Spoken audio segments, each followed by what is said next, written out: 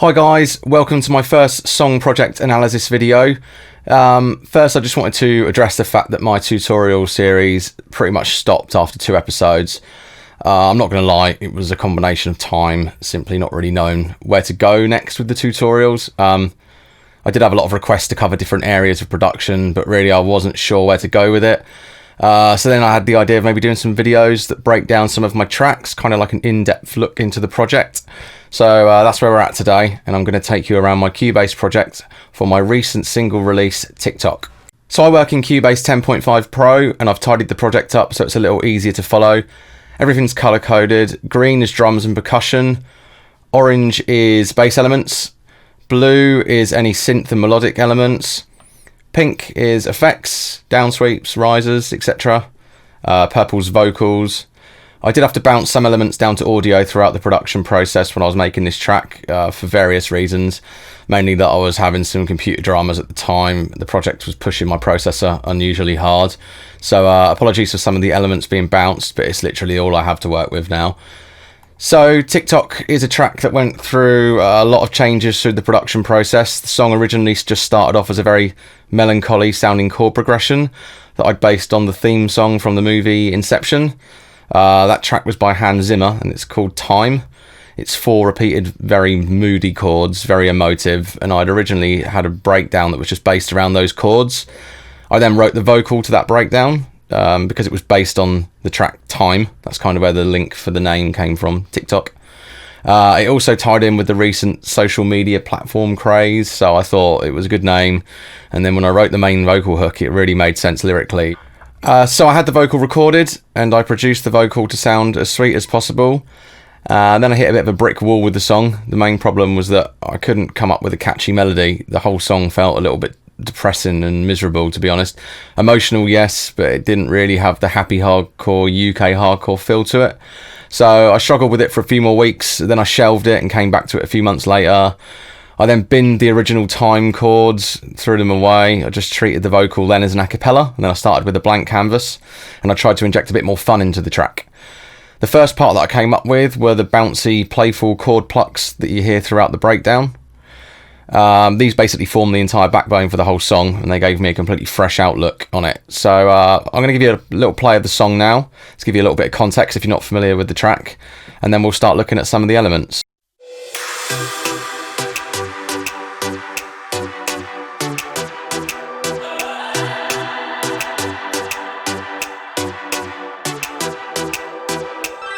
We never intended to ever forget.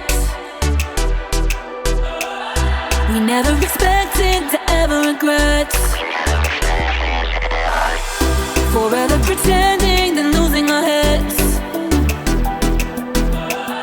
I'm promising more than we ever could. No time on the clock. Tick tock, tick tock. No time on the clock. Tick tock, tick tock. 'Cause there's nothing left to say, and there ain't no other way. No time on the clock. Tick tock, tick tock.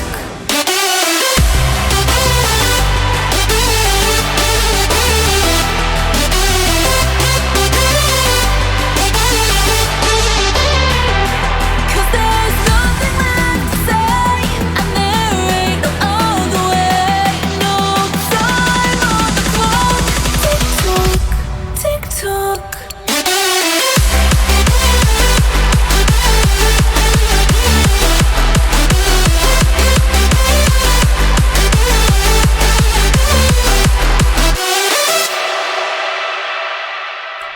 So yeah, that's half a Tick Tock.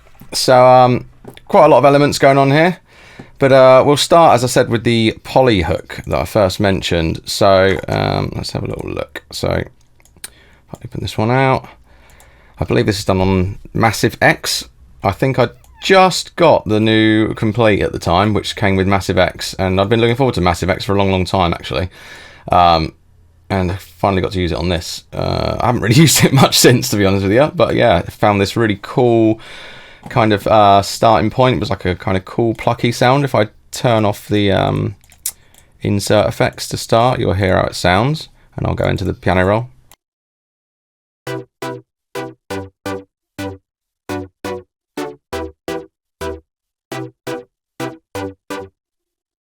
So it's not particularly exciting on its own. So I've got a filter on to control the filter throughout the track, the low pass and high pass. I've got my Art Acoustic trademark reverb on it. Quite a short time on the reverb on this one, on the decay. It's very, very snappy, but then I've got a multi-band compressor kicking in straight afterwards, which is compressing that reverb and creating a real kind of push-pull effect with the reverb.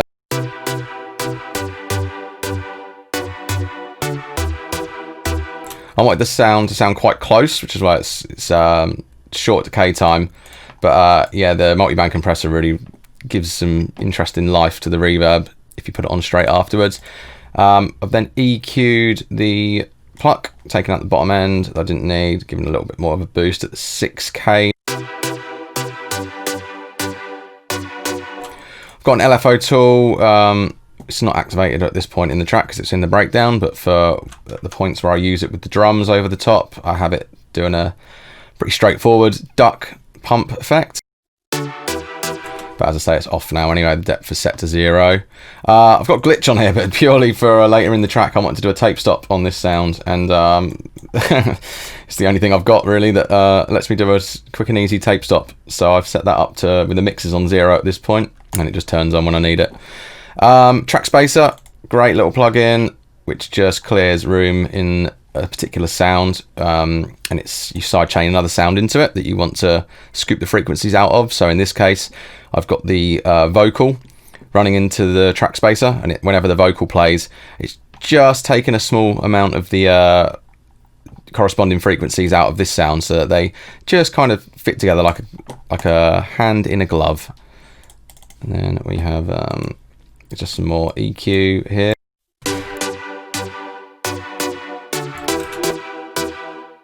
Yeah, I guess it's rolling off some of the very tops.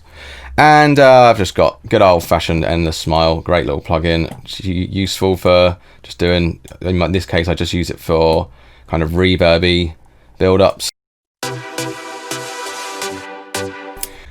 So up next is the, I'm just going to refer to each element by what I've named them down the left. So some of the names are pretty lame, so forgive me. But this 80s Magic synth. This sits over the top of these chords and really gives it some character in the top end.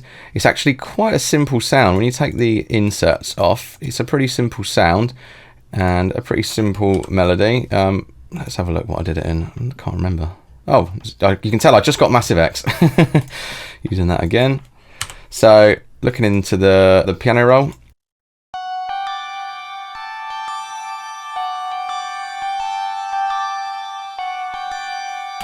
Really nice, kind of synth wavy, almost reminds me of like something that like the band churches would use. I've got an auto pan, just panning it very so slightly left and right. So I've then fed it into Portal, which is a great granular synthesis effects plugin. You can basically send anything into it and it just mangles the sound in all manner of ways. You can get pretty in depth with it if you want to. It's yeah, it's pretty nuts in itself. You can lose days in this thing, but I found an interesting patch that worked over the top, fiddled with it a little bit, played with the XY position, and I've actually just left it in one place. You can automate this like an XY pad. It's pretty crazy.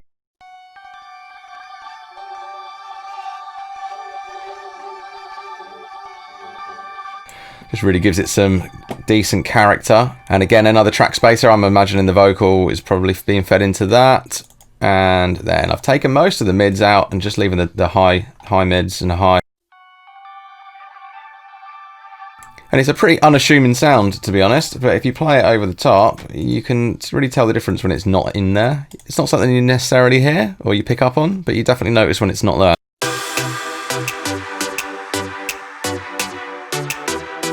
If I mute it.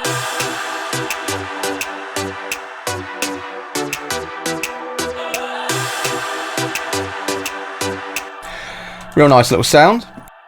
So next thing we're going to look at is the sub pluck. It's essentially following the same rhythm as the polyhook pluck, but I'm just playing the sub bass note of the bass line at the time. So it's just giving it a bit of body. I've actually had to bounce that one down to audio. I can't think why, because it looked like it just came from silent, which is usually pretty CPU friendly, but maybe I was just trying to eliminate problems at the time. So yeah, when that's played with the polyhook, it really fills the sound out.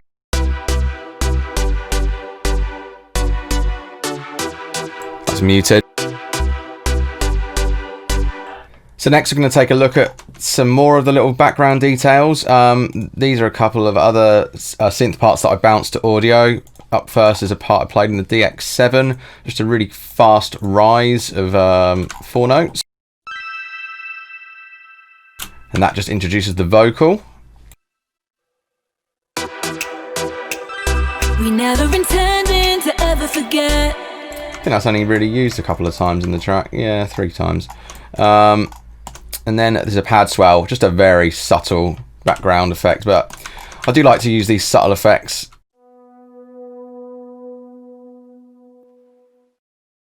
Get. We never expected to ever regret. So up next, let's check out the ambient vocal sweep. This is just a hit I found on Splice. And I just keyed it into the same key as the track. Just introduces each beginning of each 8 bars. We never intended to. So something I do like doing in my breakdowns is I like to leave an element of percussion, keeping things moving, just so the breakdown's not completely standstill. Especially with UK hardcore tracks where the breakdowns can be quite long and vocal led, it just gives the dance floor like a bit of rhythm still. So in this case, I achieved that with a very, very simple finger snap click kind of sound. Just a nice little finger snap sample from one of my many sample banks, and just again with a quite short decay time reverb. And although really subtle, it just keeps the whole thing moving, and it makes a big difference when I take it out.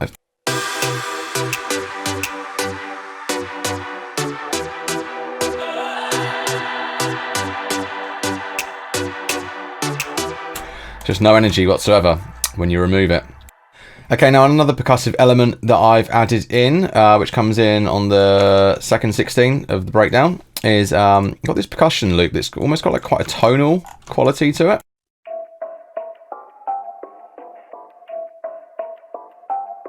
I filtered that down quite a bit. It originally, before any insert effects, it sounds like this.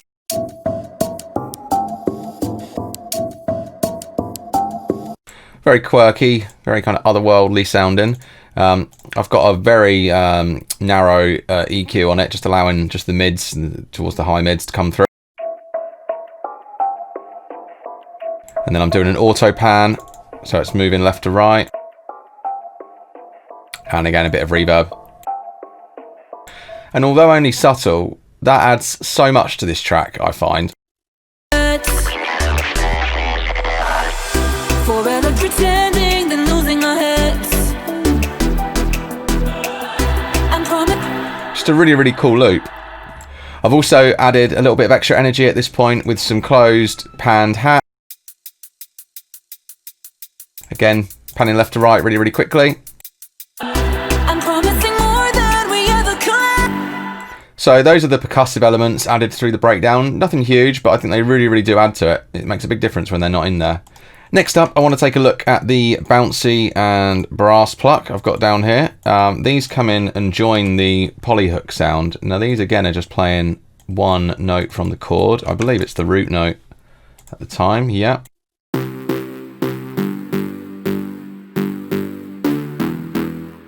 And again, the brass pluck.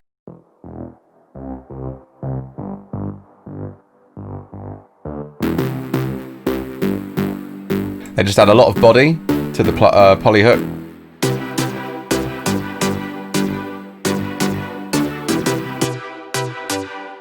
Just gives it a bit of grit.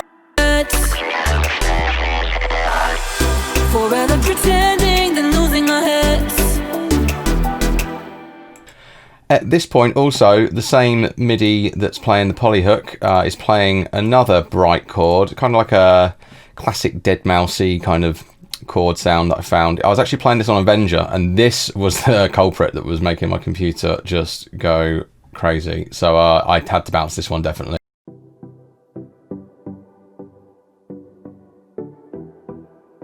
I mean, I could have done that in any synth really, but the just happened to be that I'd found a sound on Avenger that just worked really nice, and yeah, that was the one. It then turns in the next section into a bit more of a classic dead mouse.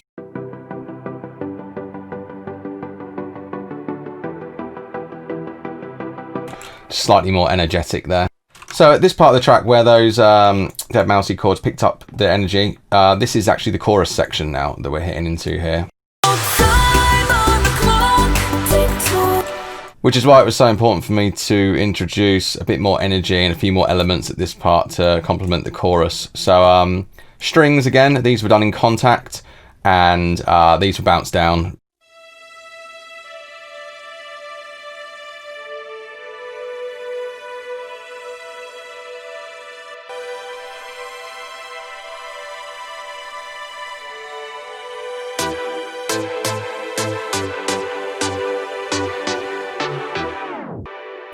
There's that tape stop. So those strings are just coated in a lovely long piano ambient reverb.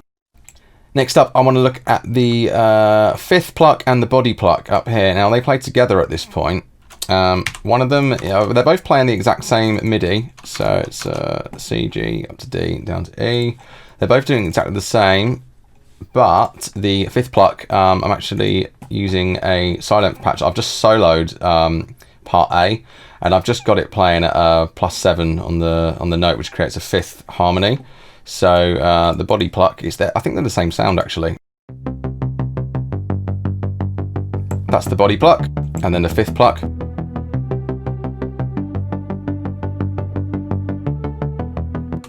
I could have done that in one synth. I could have just used both parts of the synth and used 2 oscillators to create that, but I actually wanted to mix the fifth layer slightly lower in the mix and apply some different effects to it that weren't on the body pluck. So yeah, I just split the sounds out. It was just the easiest way to solve that problem.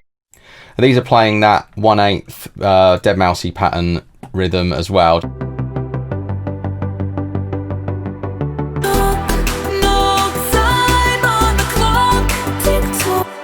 Now at this part of the track as well, being Tick Tock, I thought you can't have a track called Tick Tock without a clock tick in it. So I found a cool clock tick sample on Splice.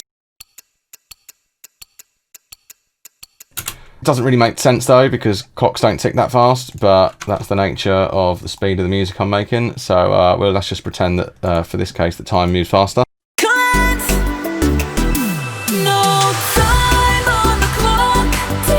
At this point as well, the stadium claps,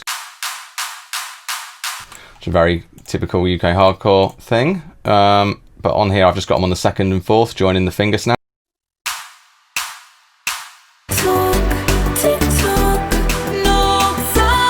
Again, just a subtle way of introducing a little bit more energy. And that's pretty much it for the breakdown synth layers. We've got a whole bunch of effects here, which we'll come back to later. I mean, these are just sample-based sweeps, crashes. But what I really want to focus on next are the vocals. So I compiled my raw vocals in a separate project. I always use separate projects for the component vocals, just because it gets a bit messy. I just like to have as close to a kind of tuned a cappella as possible in my project. So my tuned a cappella I dropped in on the main vocal channel, and that's being fed into a group, a vocal group, with all my vocal processing. I've also fed in my 2 double channels, but we'll come back to those in a minute, vocal doubles. These are different takes of the vocal done by the same singer in the same session, and these are aligned to thicken the overall vocal. So the vocal on the center channel on its own, with all of the vocal processing turned off, sounds like this. We never intended to ever forget. We never expected to ever regret. I'm just going to cycle round and loop a section of the chorus, and one by one turn on my insert effect. First up is a de-esser. I've got to take off any of the harsh sibilants. Time on the clock. Tick tock, tick tock. And then running it into the Waves CLA 3A compressor. No time on the clock. Tick tock. And then I'm using the 76 compressor, CLA 76 after that. They're both acting quite gently on the vocal, so it's quite a smooth compression. Time on the clock. Tick tock, tick tock. No time on the clock. Then I've got a stereo bundle, Vengeance stereo bundles on here. There's a really cool preset called Butcher's Vocal Spread. I'm only running it at 29% here, but it just gives a bit of width to that vocal. The clock. Tick tock, tick tock. No time on the clock. If I mute it, Tick tock, tick tock. No time and back on on. the clock. Tick tock. Very subtle. And then I'm running a gentle multiband compressor. Just got the mix low on this, very, very low again, but it's just giving the vocal a bit more bite and present. Tick tock. No time on the clock. Tick tock. I've adjusted the threshold on each band accordingly. Then I am running a simple low cut on the vocal and just a little notch on some of the highs because I think it was a little bit pokey in the top end. Tick tock, tick tock. No. And then after that, I've got my Art Acoustic Reverb on there. Got a nice vocal plate kind of verb on there, set to quite a long tail, about close to 6 seconds. And yeah, I do like to drizzle my vocals with reverb. No time on the clock. Tick tock, tick tock. And then the double layers are, if I'm going to remove all these inserts again, the doubles. So one of the doubles I have panned hard left, and the other double is panned hard right. So together. Time on the clock. Tick tock. And when they back up that main vocal, they just give a real thickness. Time on the clock. Tick tock, tick tock. No time on the clock. Tick tock, tick tock. No time on the clock. I've also got a harmony layer in here, which is only for certain words. Time on the clock. Tick tock, tick tock. No time. Tick tock, tick tock. I've also got some little cool vocal tricks early on. There's a little distorted filler vocal, which is a repetition of the previous line. I've actually tuned it using Cubase's Very Audio and created a slightly different melody for the vocal at this point. We never expected to ever. So that's being fed into the main vocal group as well. But I've also further processed this, taken most of the lows and mids out and ran it into a guitar distortion. It's just a cool little fill. We never expected to ever regret. I really like that. And yeah, that's got a pancake, just an auto pan.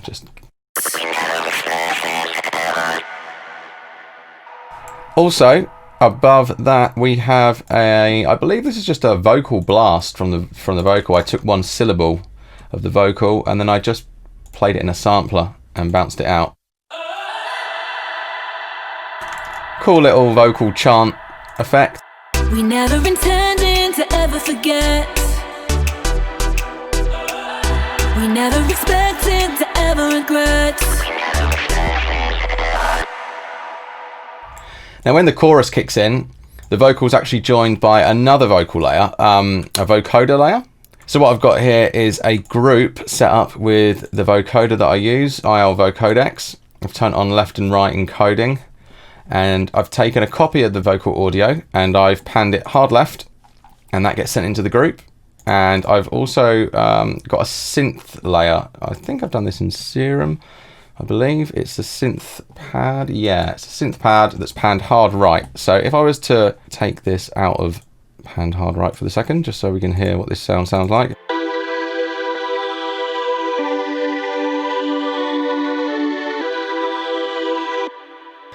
So that sound has got a gentle phaser on it in the serum effects, so it's quite modulated. It's got just a nice movement to it, and that being panned hard right and the vocal being panned hard left and being fed into this vocoder with my vocoder settings as they are, it sounds like.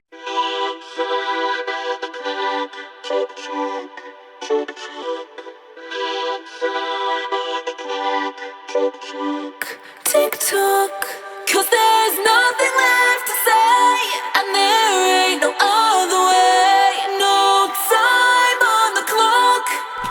It just really thickens that vocal up. No time on the clock. Tick tock, tick tock.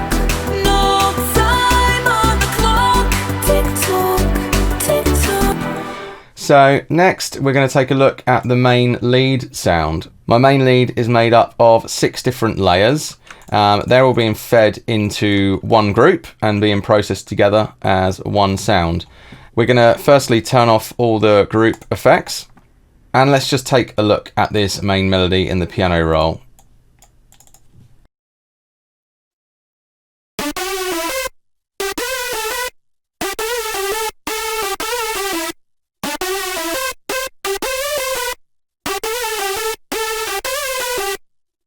As you can see, some of the notes have overlaps, and the portamento glide function is set to legato on each of the 6 layers. So you get that kind of cool bend into certain notes. And there's also a vibrato effect on the group, which is creating the kind of trill effect. If I was to open the automation for the group, we'll be able to see the vibrato depth jumps up on these notes, which is a really cool sound. So let's look at each individual layer firstly. So I'm going to add them one by one, and you'll see how the lead starts taking shape.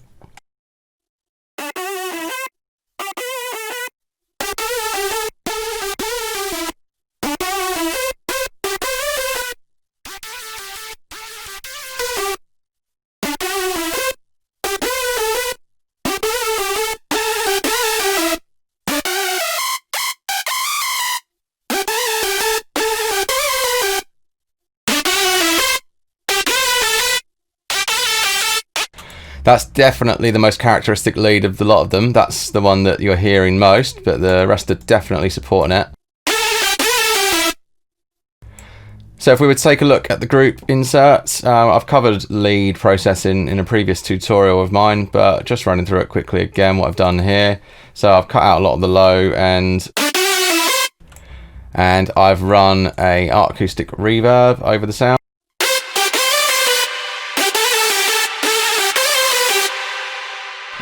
I'm then running it into a multiband compressor, Vengeance multiband.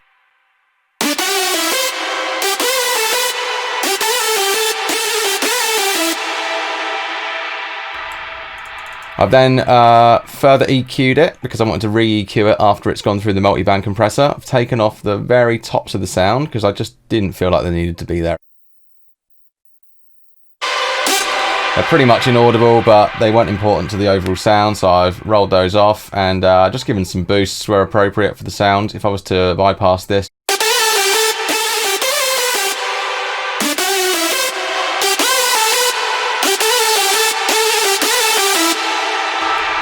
I've put an S1 stereo imager on here, but I've actually reduced the width on this. It was quite a wide sound as it was, and I was getting some issues with the stereo, with the phasing, and it was just overall too wide, and I was losing some of the sound in mono, so I've just pulled down the width, and yeah, that helped out big time.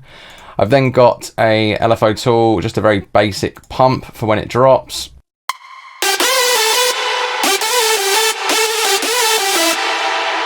And I've also got another volume shaper. I use this Vengeance mini chain for ducking just the very front of the sound out for when the kick drum drops. I could do this both with the LFO tool, but I like to have slightly different ones because in my brain I know that the super quick one in my head is always the mini chain. And then I've got a track spacer on here again that the vocal's being fed into, and when the vocal's playing at the same time as the lead, it's just dropping the lead out by a certain amount. So behind the lead are the supporting chords. I've actually done the chords a little bit different in this track. I usually do a chord for like every hit of the melody, but for some reason I just went with less chords on this occasion. I just picked some key notes, and I felt like it just gave it a better overall feel. This is the chord layer. So you'll hear they're only hitting on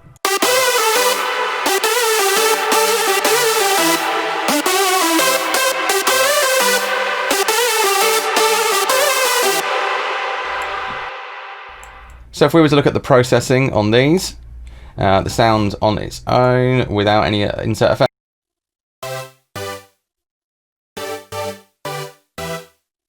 They're still fat, but they're pretty dull, so got a nice delay on. Nice reverb. And again, I'm using the multiband compressor.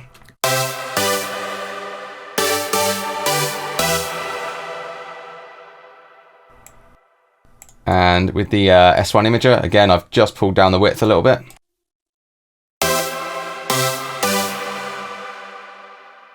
Taken out the bottom end of the sound with an EQ. And again, we've got the LFO tool and the mini chain doing the same pump technique for when the drums are going to drop. Other than that, the rest of these effects on here are just automation-based effects like filters. Occasionally, I have a bandpass filter that turns on at different parts of the track. So if I was to play you the chords and the main lead working together.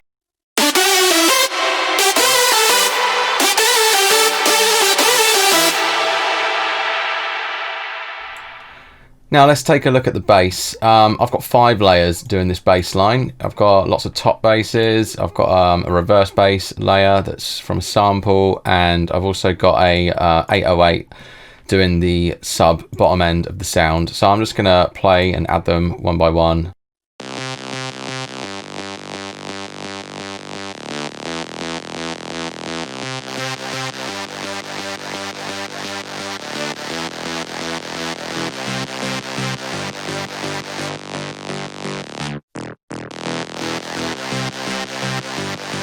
I've also got like quite a trancey running rolling bass in here as well that runs over the top of those.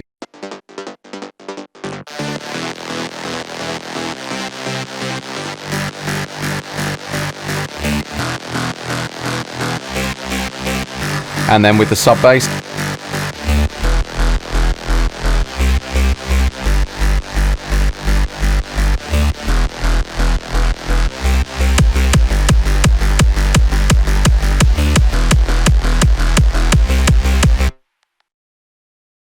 So the first sound here is just so the first sound we've got here, the pattern is pretty basic sound. There's another more detuned layer that joins.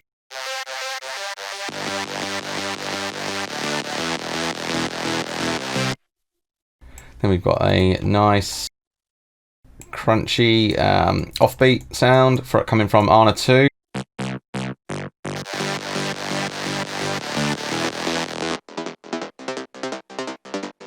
Another Arna 2 patch is doing the trancey running line.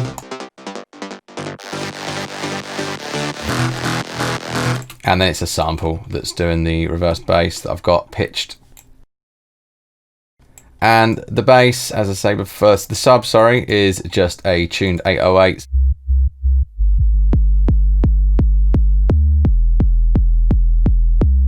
But I have a LFO tool shaping it into an offbeat sound. And I've got an EQ on it, which is just taking everything other than the sub bass out of the sound.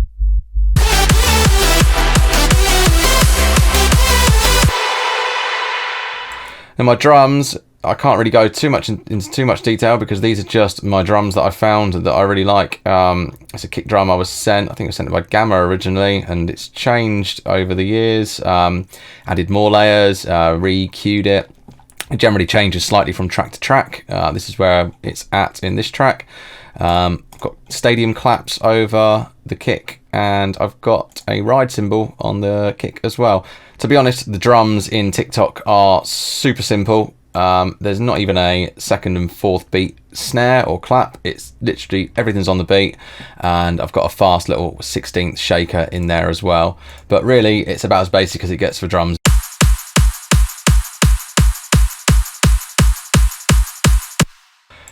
And a lot of people were suggesting that I did a third tutorial on drums, but personally I believe if you find a good set of drums in the first place, you don't really have to do an awful lot to them anyway. And to wind down this tour, I was thinking what might be fun is just to take a look at some of the earlier versions of Tick Tock that I mentioned before. There were two completely different versions of the track, and I've got a version here that's how it was when I first started, when it was based on the Hans Zimmer chords. I think that's actually version 2. I'm not too sure, I can't remember, but I've got two versions here, and you'll be able to hear there's some good ideas in both versions, but ultimately I didn't love either of them, and I was pretty precious about this track because I loved the vocal, and I just wanted to make sure I loved it. And sometimes it just goes to show that even if you've got a good idea, if it's not sitting with you, sometimes the best thing to do is just start again, because it's sometimes the only way to get an idea actually moving. So there's two versions I've got down here. The first one is the very first version that I'd done, that the vocal was written to in the first place, that was based on those, or similar to those Hans Zimmer time chords. And the second one here is when I went off on a completely different direction before I found this idea here that we've been listening to today. So yeah, let's have a listen. We never intended to ever forget. We never expected to ever regret. Forever pretending, then losing our heads. I'm promising more than we ever could. No time on the clock. Tick tock, tick tock. No time on the clock. Tick tock, tick tock. 'Cause there's nothing left to say, and there ain't no other way. No time on the clock. Tick tock, tick tock.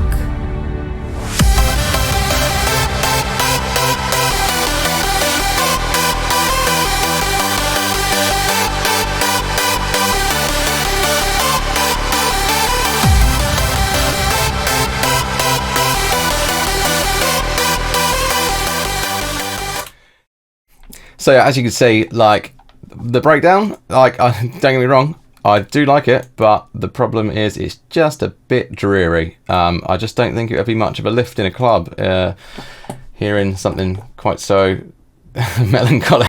TikTok, no time. And yeah, it didn't really give me anywhere to go. I was never really happy with this melody. So yeah, so I scrapped that version and then went down this. We never intended to ever forget. We never expected to ever regret. Forever pretending, then losing our heads. I'm promising more than we ever could. We never expected to come to the end. No time on the clock. Tick tock, tick tock. No time on the clock. Tick tock, tick tock. 'Cause there's nothing left to say, and there ain't no other way. No time on the clock. Tick tock, tick tock.